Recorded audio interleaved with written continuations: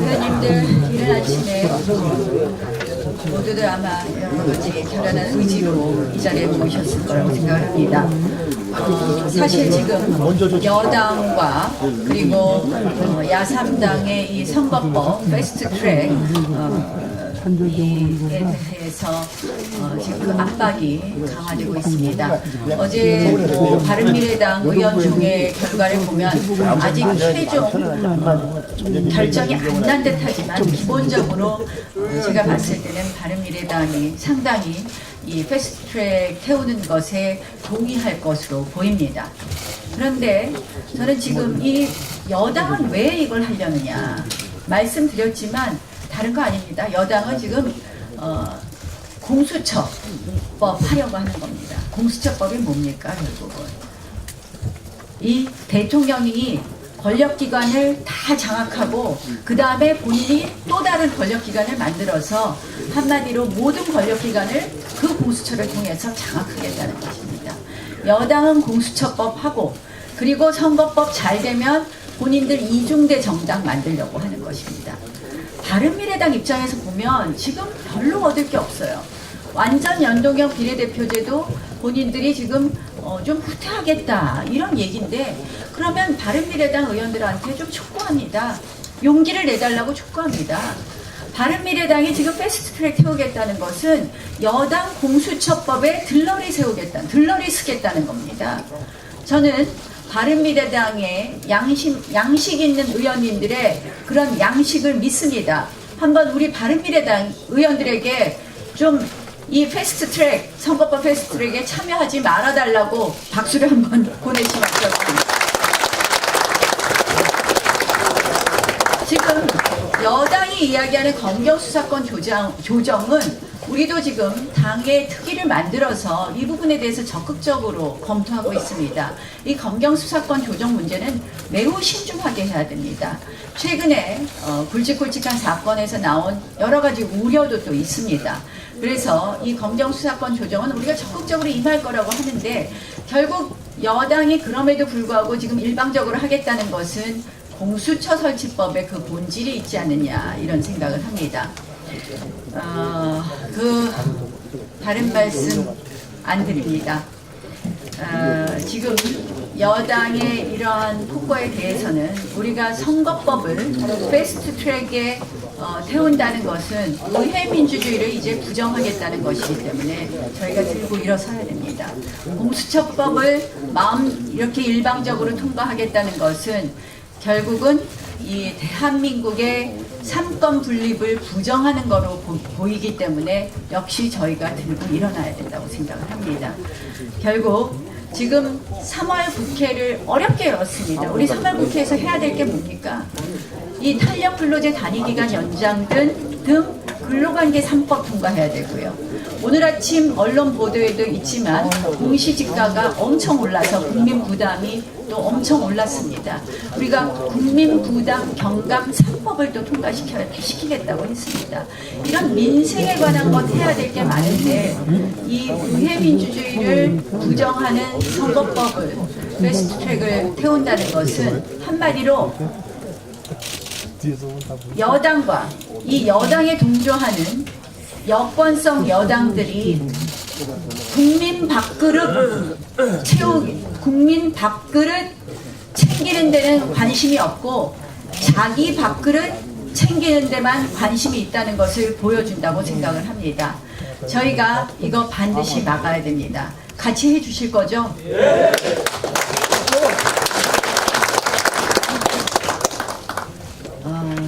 정말 이 대한민국 역사에서 유례없는 일에 우리가 맞닥뜨리고 있습니다. 의회 민주주의를 이 부정하고 이 선거법을 일방적으로 통과시키려고 하는 이러한 부분에 대해서 저희가 단호하게 맞서야 될 것 같고요. 그래서 의원님들께 오늘 아침에 의원총회를 하는 것은 다름이 아니라 여기에 대해서 우리가 오늘도 혹시라도 있을 합의에 대비해서 저희가 비상대기하고 그다음 앞으로 투쟁을 어떻게 할 것인가에 대해서 긴밀하게 논의하기로 해서 이 자리에 모였다는 말씀을 드립니다.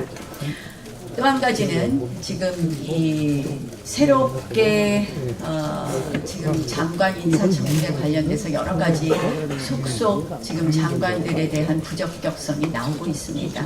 근데 이 중에서 특히 김현철 통일부 장관의 경우에는 지금 이 정부 이렇게 하는 거 보면 김현철 통일부 장관은 북한 UN 인권 결의안에 왜 대한민국 정부가 찬성하는지 모르겠다고 했습니다. 그런데 그저께 나온 미 국무부의 국가인권보고서에 보면 문재인 정부가 탈북민하고 탈북단체들의 대북 정책을 막기 위해 압력을 가했다는 그런 보고서 보셨을 겁니다. 결국은 이것이 모두 괴를 같이 한다고 봅니다. 탈북민 단체들 돕는 거 이렇게 지원 못하게 하고 이런 거, 이 블랙리스트, 옛날에 우리 보고 말했던 블랙리스트보다 더한 거 아닙니까? 진짜 이 더한 탄압이자 차별이라고 생각합니다. 그런데 이 문정인 후보가 얘기한 걸 보면 앞으로 이 정부의 대북 정책은 계속 쭉 이렇게 가겠다는 겁니다. 거기에 김현철 장관을 앉혔습니다. 그래서 이 김현철 장관 다시 한번 이야기했지만 지명 철회해야 되는 건 맞는데요. 지명 철회 안 됐을 때 우리가 이 부분에 대한 인사 검증 더 철저히 해주시기 바랍니다. 그 밖에 지금 많은 장관들의 인사 검증 자료들이 지금 언론에 나오고 있습니다. 앞으로 잘 해주실 것을 말씀드리겠습니다. 지금 저희 당의 지지율을 굳이 말씀 안 드리겠습니다. 저는 민주당이 지금 총체적으로 본인들이 이거는 굉장히 위기 상황이라고 생각을 하고, 민주당과 친여 매체들이 우리 당에 대한 총공격을 시작했습니다. 어제 당대표께서 말씀하신 비핵화 관련된 우리의 이 북한의 비핵화를 위한 대한민국이 어떠한 정책을 펴야 될 것인가에 관한 그런 언급, 핵무장과 관련된 언급 부분과 함께 저의 발언이라든지 이런 걸 다 함께 해서 우경화 프레임을 씌우기 시작합니다. 극우 프레임을 씌우기 시작합니다. 게다가 제가 이제 원내교섭단체 대표 연설을 하고 나니까 모든 이 친여 매체들은 막말 프레임을 씌우기 시작했습니다. 그 다음에 말폭탄 프레임을 씌우기 시작했습니다. 그 다음에는 두 얼굴 프레임을 씌우기 시작했습니다. 결국 뭐냐, 우리 지금 한 말들이, 우리가 지금 주장하는 주장들이 굉장히 국민의 목소리를 담다 보니까 뼈를 치면 아프다고 하죠. 뼈를 친 것 같은 그런 아픔을 준 것 같습니다. 그래서 우리한테 모든 프레임을 씌우기 전쟁을 지금 하고 있습니다. 저는 매우 안타깝다고 생각을 합니다. 최근에 보면 지금 이들 프레임 중에 하나가 친일 프레임입니다. 우리 당에 대해서 계속 친일 프레임을 하는데, 이거는 문재인 대통령의 3.1절 발언, 3.1절 축사 발언부터 시작이 된다고 생각합니다. 피우진 부처장이 지금 독립유공자 중에서 친일 독립유공자는 가려내고, 그리고 좌파 사회주의 운동을 한 사회주의 운동 독립유공자를 다시 서원하겠다고 했습니다. 근데 손혜원 부친 우리가 꺼내서도 알 수 있다시피 손혜원 부친의 경우에 해방 이후에 난파된 공작원이다. 그리고 조선공산당 활동을 했다. 결국 대한민국의 자유민주주의 정부가 수립되는 것에 대해서 반대한 손혜원 부친의 서원에 대해서 우리 두 가지 문제점을 제기했습니다. 첫 번째는 그 부친의 경우에 이 절차에 있어서 손혜원의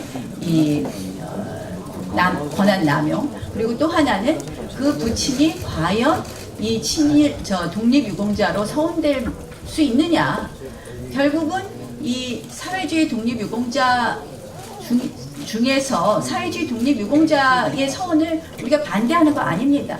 그러나 그 사회주의 독립유공자가 해방 이후에 대한민국에 있어서의 자유민주주의 정부 수립을 반대하고 이 체제를 부정하는 그런 독립유공자에 체제를 부정하는 그 사회주의자에 대해서는 우리가 인정할 수 없는 것입니다. 그렇지 않습니까? 그래서 결국은 뭐냐? 이게 체제를 부정한 쪽에 면죄부를 주려는 것으로 보입니다. 그래서 이 해방 이후에 친일 청산 잘 됐어야죠. 여기에 대해서 반대하는 사람이 어디 있습니까? 반민특위 활동이 잘 됐어야 됩니다.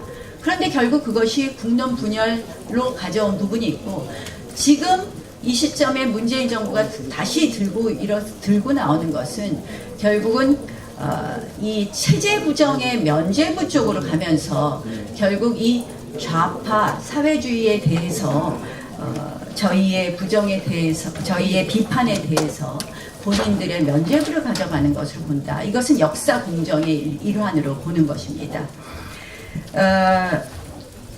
지금 이 시점에서 정부가 해야 될 일이 뭐냐? 이건 또 다른 국론 분열과 이념 갈라치기로 갈 것인데, 정부가 해야 될 것은 국민의 먹고 사는 목소리의 아픔에 대한 목소리를 듣고 민생에 대한 목소리를 들어야 되는데, 늘 지 편, 내 편, 남의 편 갈라치는 이런 분열 정책에 대해서 우리는 단호히 맞설 것이고, 그래서 우리가 이들한테 이념 독재, 좌파 독재라는 이야기를 하는 것입니다.